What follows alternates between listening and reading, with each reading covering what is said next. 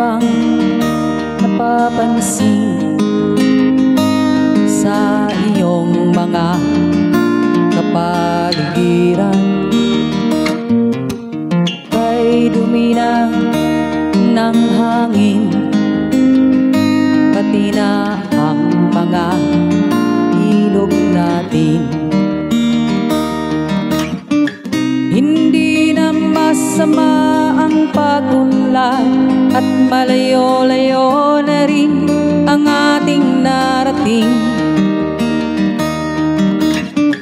Ngunit masdan mo ang tubig sa dagat, dati kulay asul, ngayon naging itim. Ang mga duming ating ikinalat sa hangin, sa langit huwag na nating paabutin, upang kung tayo'y pumanaw man sa riwang hangin, sa langit natin matitikman.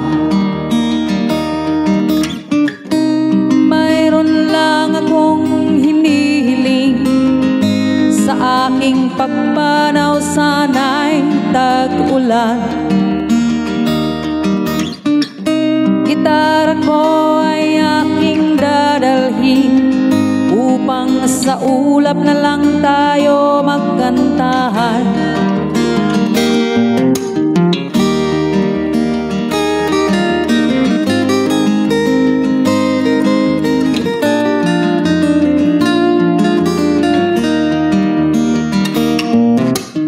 Ang mga batang ngayon lang isinilang, may hangin pa kayang matitikman?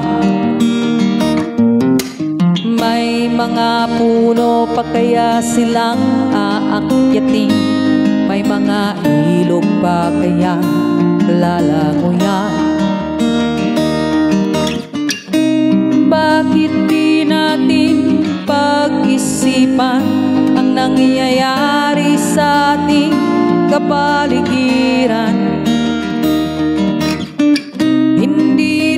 Masama ang pagunlad kung hindi nakakasira ng kalikasan.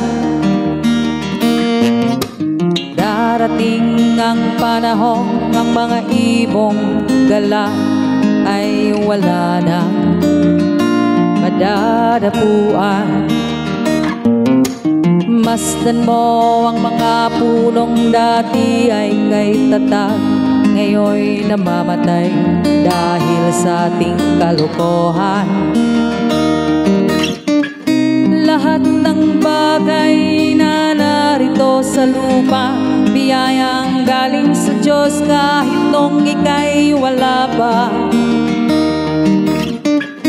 Ingatan natin at huwag nang sirain pa, pagkat pag ganiyang binawi tayo'y mawawala na.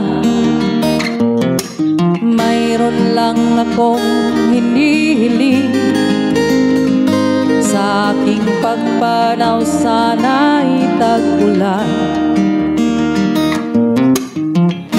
Gitara ko ay aking dadalhin, upang sa ulap na lang tayo magkantahan.